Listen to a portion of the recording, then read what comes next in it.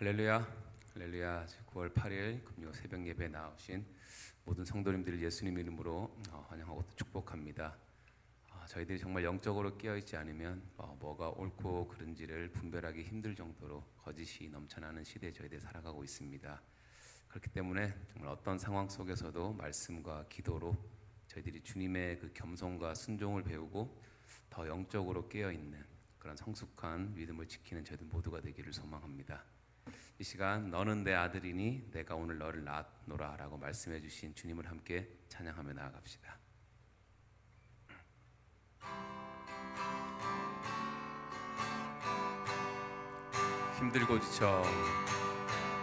힘들고 지쳐 낭망하고 넘어져 일어날 일 전혀 없을 때에 조용히 다가와 손 잡아주시며 나에게 말씀하시네. 나에게 실망하며 내 자신 연약해 고통 속에 눈물 흘릴 때에 못자국 난 그 손길 눈물 닦아주시며 나에게 말씀하시네. 너는 내 아들이라, 너는 내 아들이라. 오늘날 내가 너를 낳도다. 너는 내 아들이라. 나의 사랑하는 내 아들이라. 힘들고 지쳐 낭망하고 넘어져 일어날 일 전혀 없을 때에 조용히 다가와 손 잡아주시며 나에게 말씀하시네. 나에게 실망하며 내 자신 연약해 고통 속에 눈물 흘릴 때에 못자국 난 그 손길 눈물 닦아주시며 나에게 말씀하시네. 너는 내 아들이라. 너는 내 아들이라. 오늘날 내가 너를 낳도다. 너는 내 아들이라. 나의 사랑하는 내 아들이라. 너는 내 아들이라. 너는 내 아들이라. 오늘날 내가 너를 낳도다. 너는 내 아들이라. 나의 사랑하는 내 아들이라. 마지막으로 너는 내 아들이라. 너는 내 아들이라. 오늘날 내가 너를 낳도다. 너는 내 아들이라. 나의 사랑하는 내 아들이라. 나의 사랑하는 내 아들이라. 나의 사랑하는 내 아들이라.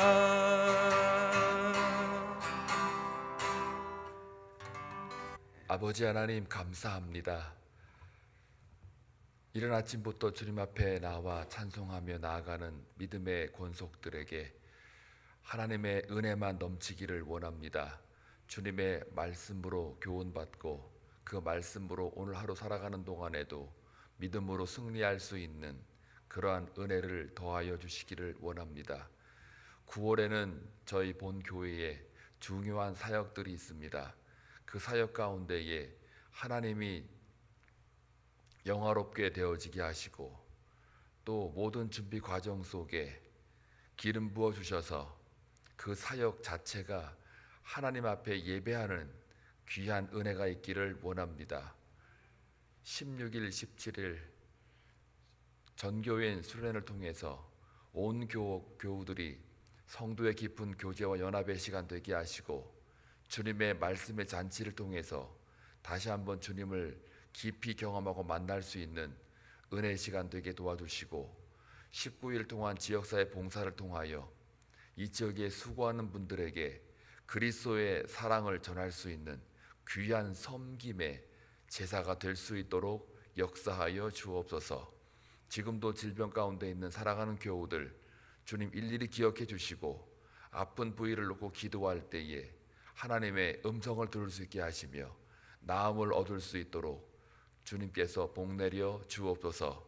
이 시간도 주의 말씀을 통해서 함께 은혜를 나누고자 합니다. 각 사람들의 마음 가운데에 성령 하나님께서 그 마음을 주장하시고 감찰하여 주옵소서.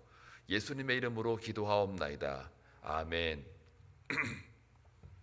히브리서 5장입니다. 1절에서 14절 함께 교독할 때에 주의 음성을 들을 수 있기를 바랍니다.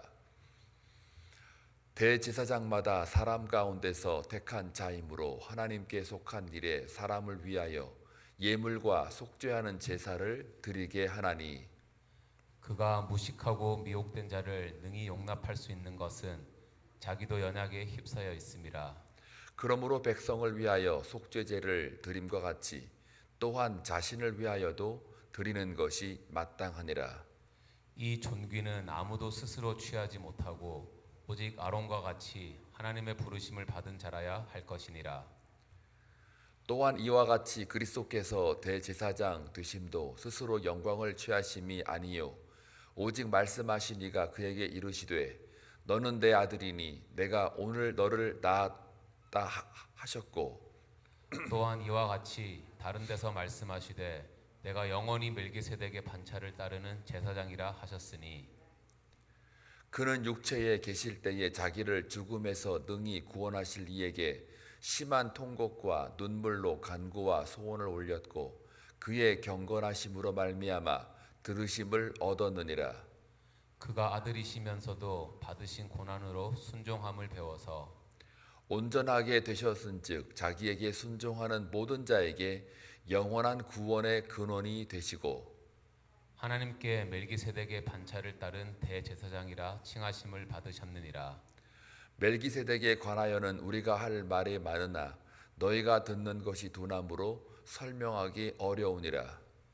때가 오래되었으므로 너희가 마땅히 선생이 되었을 터인데 너희가 다시 하나님의 말씀의 초보에 대하여 누구에게 가르침을 받아야 할 처지이니 단단한 음식은 못 먹고 젖이나 먹어야 할 자가 되었도다. 이는 젖을 먹는 자마다 어린 아이니 의의 말씀을 경험하지 못한 자요 단단한 음식은 장성한 자의 것이니 그들은 지각을 사용함으로 연단을 받아 선악을 분별하는 자들이니라. 아멘. 히브리서에서는 주제가 예수 그리스도입니다. 그리고 그 예수를 소개할 때에 히브리서 독자들은 유대인들로 구성이 되어 있다고 말씀을 드렸고 그들 가운데 유대인이면서 그리스도인인데 자꾸 이제 유대교로 돌아가려고 했던 사람들의 그 관점에서 히브리서가 쓰여졌습니다. 그렇기 때문에 구약에 나와 있는 그 예수를 칭하는 말씀을 가지고 히브리서 저자가 쓰고 있는 건데요. 특별히 오늘은 대제사장이라고 하는 그 멜기세덱 반차를 통해서 예수가 대제사장의 역할을 하였고 또 그 조건과 그리고 그것보다 더 나은 예수 그리스도이심을 오늘 다시 한번 이야기를 하고 있는 겁니다. 예수나 대제사장이나 그 역할 면에서 같다라는 이야기를 하고 있는 거고 그래야만 이 히브리서를 읽고 또 묵상하는 자들에게 또 특별히 유대인이면서 그리스도인들에게 이해를 시킬 수가 있는 겁니다. 물론 이제 오늘 13절 14절에 볼 것 같으면 그 히브리서를 읽고 듣는 자들의 신앙 상태가 굉장히 어린 신앙이다, 이렇게 해서 의의 말씀을 경험하지 못한 자라 이렇게 이야기를 하면서 젖을 먹는 자, 단단한 음식은 먹을 수 없는 자, 그러니까 성숙하지 못하다는 것을 미리 전제하고 마지막에 이제 단단한 음식은 장성한 자의 것이다. 그들은 지각을 사용함으로 연단을 받아 선악을 분별하는 자들이 된다. 그러니까 이것은 이제 꼭 그 히브리서를 읽는 사람들에게만 전달되어지는 것이 아니고 오늘 이 시대를 살아가는 우리에게도 저와 여러분이 자신의 신앙의 상태를 분별을 해야 됩니다. 의의 말씀을 경험하지 못했다라는 이야기는요, 예수를 경험하지 못했다라는 이야기예요. 예수의 의를 한 번도 경험하지 못했다. 듣기는 들어도 또 많이 배우기는 해도 하나님의 말씀을 가까이 했는데도 그 말씀이 나의 말씀으로 다가오지 않고 또 그 말씀을 직접적으로 능력이 돼 가지고 내 삶 속에 경험하지 못했다라고 하면 그거는 아무리 오랜 신앙생활을 했었다 치더라도 그 말씀이 내 마음을 주장하지 못했기 때문에 그냥 한갓 말씀이라는 지식으로만 쌓여가는 거예요. 그런 사람들은요, 나중에 결과를 보게 되면 거의 교만에 빠져 있어요. 그래서 웬만한 목사님들이 이렇게 설교를 하거나 뭐 얘기를 하면 나 그거 다 아는 건데, 심지어는 이제 그거에 대해서 틀렸냐 맞았냐 하면서 또 막 연구해 가지고 와가지고 틀렸다 맞았다 이렇게 할 때가 있어요. 사실 말씀은 어떤 학문적인 접근은, 사실 저도 학문적인 접근으로 굉장히 많이 했던 사람의 한 사람인데요, 그거는 말씀을 만나고 깨닫고 나의 말씀으로 그 말씀이 내 삶의 능력이 돼서 그 말씀을 바르게 이해하고 그 말씀에 들어가기 위한 하나의 연장이나 도구로서 툴로서 있는 거지, 학문적인 게 그게 뭐라 그럴까요? 하나의 그 어떤 논의 대상으로 이렇게 하는 거는 말씀을 깨닫기 위한 하나의 과정에 불과해요. 그러나 진짜 하나님의 말씀은 단단한 음식을 먹을 정도로 성숙한 그런 모습이 되어야 되는 것처럼 그 말씀이 내 삶의 발등상이 되어야 되는 거고 빛이 되어야 되는 거예요. 그래서 어떤 고난과 환난이 있어도 그 말씀이 생각나서 그 말씀에 쫓아가는, 그 말씀이 나를 인도해 가는 그 경험을 하셔야 의의 말씀을 경험했다라고 말을 하는 거예요. 즉 이게 없으면은 사실은 그냥 교인은 될 수 있으나 참된 그리스도인의 모습은 찾아보기가 매우 어렵다.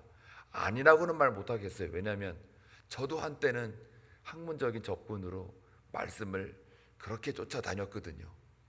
이 과가 전공이 또 철학이고 종교고 이러다 보니까 그쪽으로 많이 이렇게 가다 보니 이제 와가지고 하나님 말씀을 이렇게 돌아보면 그 또한 하나님께서 저에게 훈련을 시키는 거였다. 그래서 오늘 14절에 보니까 뭐라 그래요? 연단을 받아. 연단이라는 말을 쓰잖아요. 그래서 선악을 분별하게 만드는 그런 성숙한 자들이라는 그 모습을 알려주잖아요. 그러니까 연단이나 고난이나 어떤 그런 훈련이 없이는 의의 말씀을 경험할 수 없다는 이야기예요. 그러므로 우리가 그 말씀을 묵상하며 기도로 나아갈 때 혹간 우리 삶 속에 어려움이 있거나 어떤 연단이 있을 때 그게 오히려 의의 말씀을 경험할 수 있는 좋은 기회이기도 합니다. 그래서 우리가 이 말씀을 안다면, 이 뜻을 안다면 우리가 넉넉히 믿음으로 이겨낼 수 있고, 두려워하거나 떨거나 공포가 설사 내 삶을 덮는다 할지라도 우리가 하나님만 바라보고, 그래 이것이 어쩌면 나에게 주어지는 의의 말씀의 경험을 할 수 있는 기회일 수 있다, 이렇게 생각하면요, 그러면은 그 말씀이 그 어려움과 두려움과 공포를 이기는 거예요. 이거를 한 번씩 경험을 하다 보면 그 말씀이 진짜로 읽을 때 꿀보다 단다는 고백을 하는 거예요. 말씀이 꿀보다 달다라고 이 고백은요, 내가 몰랐던 거를 깨달았다는 것도 있지만 그러나 더 깊은 거는 그 말씀이 나를 인도할 때예요. 그 말씀이 나를 어려움 가운데 헤쳐나갈 수 있도록 이렇게 나를 이렇게 이끌어서 나에게 명령해가지고 지시해서 그 길로 갔더니 그 말씀이 맞더라, 진리였더라 라는 깨달음이 있을 때 그때 말씀이 꿀보다 단 거예요. 그게. 자, 요거는 이제 오늘 이 히브리서 저자가 13절 14절 말씀에서 딱 이야기를 마지막으로 마쳤지만 그 오늘 그 1절부터 13절까지의 내용은 전혀 관련이 없어요. 자, 예수가 대제사장보다 더 낫다라는 그 말에 있어서 히브리서 이 저자는 유대인들이 자꾸 배교를 하고 주님을 떠나는 그런 현상을 보면서 이들이 이해할 만한 여러 가지 그 자료가 있을 거 아닙니까? 그 중에 하나가 유대인들에게 익숙해진 그 개념이 대제사장의 조건과 직무예요. 그러니까 그들은 죄를 지었으면은 그것도 군중으로 무리 공동체 죄를 지었게 되면 이 대제사장이 1년에 한 번씩 그 모든 죄를 다 가지고 지성소에 들어가서 하나님 앞에 아뢰요. 그리고 하나님이 그 죄를 사하면 거기에 속죄제를 드리면서 나와서 이스라엘 백성들에게 너희들의 죄를 사했다 이렇게 선포하는 이것이 이스라엘 백성들한테는 굉장한 구원의 기쁜 소식이에요. 이거를 해마다 합니다. 그런데 가만히 보니까 이 대제사장도 인간이에요. 신이 아니고 인간이에요. 인간이기 때문에 자기가 대제사장이 되고 싶다고 되는 게 아니고 오늘 1절에 보니까 이 대제사장이 누구 가운데? 사람 가운데 신이 아니라 그냥 부족하고 연약하고 또 그 사람조차도 죄가 있어서 죽어 마땅한 자, 그렇지만 그 가운데서 택함받은 자, 그 택함받은 자만이 대제사장이 된다는 이야기예요. 그러니까 하나님의 주권 하에 한 사람이 택함을 받는데 그 사람의 입장에서 볼 때는 은혜인 거죠. 그리고 하나님께 속한 일에 사람을 위하여서 헌신된 자가 대제사장이에요.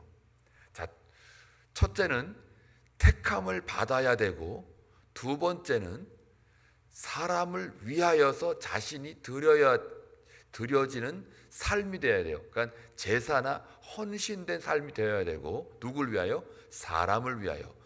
사람 가운데 택함 받고 사람을 위하여 쓰임 받는 게 대제사장이에요. 그 다음에 이것을 위해서 뭐를 드리느냐? 예물과 속죄하는 제사를 드리는 거예요. 이거는 예물과 속죄하는 제사는 뭘 가리키냐면요, 제물의 의미도 있지만 그러나 그 스스로가 어떻게 돼요? 제물이 되는 삶이에요. 자, 이게 바로 대제사장의 역할이자 조건이기도 해요. 그런데 똑같이 가만히 보게 되면 2절에 볼 것 같으면요, 그가 무식하고, 그러니까 대제사장이 사람 가운데 택함 받은 은혜를 입어서 자기도 사람을 위하여 희생 제물로 드려지는 삶을 사는 것인데 그 택함 받은 대제사장도 무식하고, 여기서 무식하다는 얘기는 뭐 인문학적 교양이 없다 이런 말이 아니라 하나님에 대한 지혜와 지식이 없다. 다시 말하면 영적으로 무지함을 가리켜요. 영성이 없는 거예요. 별로. 그가 영적으로 무지하기도 하고 또 미혹된 자를 능히 용납할 수 있는 것은 자기도 연약에 휩싸였습니다. 이게 무슨 말이냐면 나도 인간이기 때문에 다른 사람에 대한 죄에 대하여, 허물에 대하여 뭐라고 너 왜 이렇게 죄졌어? 왜 허물이 많아? 내가 그걸 가지고 내가 그러면 지성소에 가서 다시 속죄제물로 내가 드릴게, 구원의 선포를 내가 할게, 이런 차원이 아니고 자기도 죄와 허물에 있는 사람과 똑같은 사람이기 때문에 그것에 휩싸였던 죄와 허물에 능히 유혹된 자, 그리고 영적으로 무지한 그런 똑같은 자이기 때문에, 그렇기 때문에 그 죄를 가지고 간단 말이에요. 짊어지는 거죠. 그러니까 판단을 안 하는 거예요. 이 주님 살았을 때의 이 대제사장은 어떻게 했어요? 사람들을 정죄했잖아요. 주님 살아 생전에 대제사장은 그들의 죄를 가지고 아파하는 사람이 아니라 주님조차도 정죄해서 십자가에 못 박은 사람이 대제사장이잖아요, 그 당시에. 그리고 율법에 의해 잣대를 들여야 돼가지고 많은 사람들을 죽이기도 하고 간음하기도 하고 이혼시키기도 하고, 이렇게 해서 많은 사람들을 이렇게 하나님 전에 성소에 못 가게끔 방해했던 자들이 누구예요? 제사장들, 대제사장, 바리새인, 서기관, 율법주의자들, 다 그런 자들이었단 말이에요. 그런데 이 대제사장은 그 역할과 직무가 뭐냐면, 저들의 죄와 허물에 대하여 나도 사람이기 때문에, 나도 부족하지만 나도 미혹되는 자로서 부족한데 하나님이 특별히 나에게 은혜를 주어서 그 은혜를 입어가지고 그 백성들의 죄를 들고 하나님 앞에 나가는 자이기 때문에 내가 여러분들한테 이렇게 뭐라고 할 수가 없어요 라고 하는 게 이 대제사장의 직무였어요. 자, 마찬가지로 이러한 대제사장의 이 역할과 직무가 똑같이 누구에게 나타났느냐? 예수 그리스도에게 나타났다는 얘기예요. 그런데 중요한 건 뭐냐면, 예수 그리스도도 똑같이 사람 속에서 택함을 받았다라고 하는 게 5절의 말씀이에요. 또한 이와 같이 그리스도께서 대제사장 되심도 스스로 영광을 취하심이 아니요. 그러니까 내가 신이니까, 내가 하나님이니까, 내가 하나님의 아들이니까 내가 제사장 될래, 내가 대제사장 역할을 할래 라고 스스로가 한 게 아니고, 하나님 아버지로부터 오직 말씀하신 이가 그에게 이르시되, 오직 말씀하신 이 하나님 여호와예요. 하나님이 예수에게 말하되, 이렇게 되는 거죠. 너는 내 아들이니 내가 오늘 너를 낳았도다.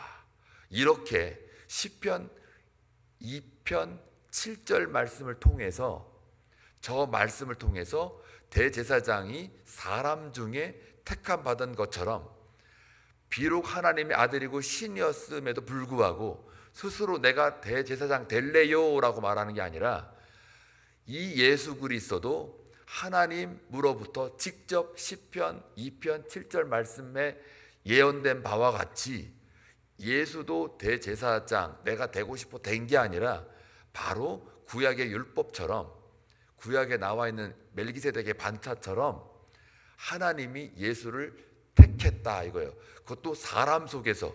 여기서 사람 속에 택했다는 그 말은 예수님도 하나의 인간이라는 얘기를 하고 있는 거예요. 지금 철저한 인성을 가지고 있는 그 예수 그리스도. 그러니까 예수님도 사람 속에서 대제사장처럼 선택받은 것처럼 하나님으로부터 택함 받았다라고 얘기를 하는 거예요. 그러면서 또 이어서 그 다음 절을 보게 되면 6절을 볼까요? 또한 이와 같이 다른 데서 말씀하시되 네가 영원히 멜기세덱의 반차를 따르는 제사장이라 하셨으니, 그러니까 이 예수가 마음대로 된 게 아니라 그 멜기세덱의 반열에서 똑같이 계보에 따라 이렇게 예수가 영원한 구원자로서 하나님 앞에 택함을 받았고, 그 예수는 누굴 위하여? 사람을 위하여. 그리고 그 다음에 속죄하는 제물을 드리게 되는데, 그 자신이 어떻게 해요? 제물이 돼서 십자가에 달려 돌아가시는 그 예수가 너희들이 이해하고 있는 대제사장의 직무와 조건과 역할을 그대로 예수 그리스도가 담당하셨다. 이렇게 해서 구약을 근거로 하여 예수 그리스도가 대제사장보다 훨씬 더 낫다라고 하는, 우월하다는 것을 증명하고 있는 거예요. 그래서 8절에 볼 것 같으면은 그가 아들이면서도 받으신 고난으로 순종함을 배웠다. 여기서 아들이면서도라는 말이 뭐예요? 하나님의 아들이라는 거예요.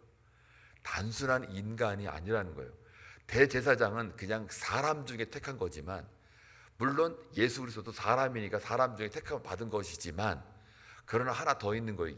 예수는 사람이면서도 하나님의 아들이다. 그분은 신이다 이거예요. 신. 영원한 속성을 갖고 있는 하나님인 그 하나님의 아들인데도 받으신 고난으로 뭐예요? 순종을 배웠다. 하나님이 무슨 고난을 받을 이유가 없잖아요. 신성을 가지신 분이 고난을 받을 이유가 없어요. 그분은 능력 자체세요. 그런데 인성이라고 하는 사람됨으로 나타나신 그 예수의 인성에 근거해 보면 똑같이 사람인 것을 확인하고 고난을 받아서 순종을 배웠다. 누구의 순종이에요? 하나님 아버지의 아들로서의 순종을 그대로 배우시면서 간다. 그래서 온전케 하셨은즉 자기에게 순종하는 모든 자에게 영원한 뭐예요? 구원의 근원이 되셨다. 이게 예수 그리스도다. 그런 예수 그리스도를 너희가 가지고 있느냐? 그리고 믿고 있느냐? 그거는 구원의 능력을 너희들이 갖고 있는 거다.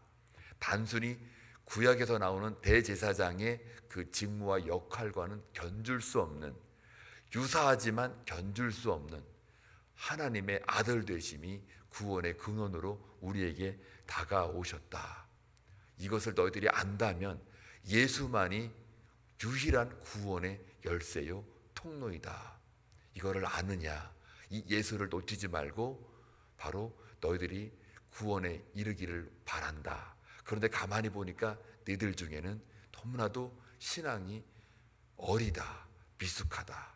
단단한 음식을 줘봤자 먹지 못하는, 겨우 너희들은 그냥 젖 먹는, 젖으로만 먹어서 살아야만 하는 그런 어린 신앙을 갖고 있는데, 앞으로 너희들이 연단받고 고난받고 예수 안에서 성숙한 신앙으로 나아갈 때 반드시 단단한 음식을 먹을 수 있는 그런 너희들이 되기를 바란다 라고 히브리서 저자가 듣는 사람들에게, 이 히브리서를 읽는 사람들에게 지금 간절히 호소하고 있는 거예요.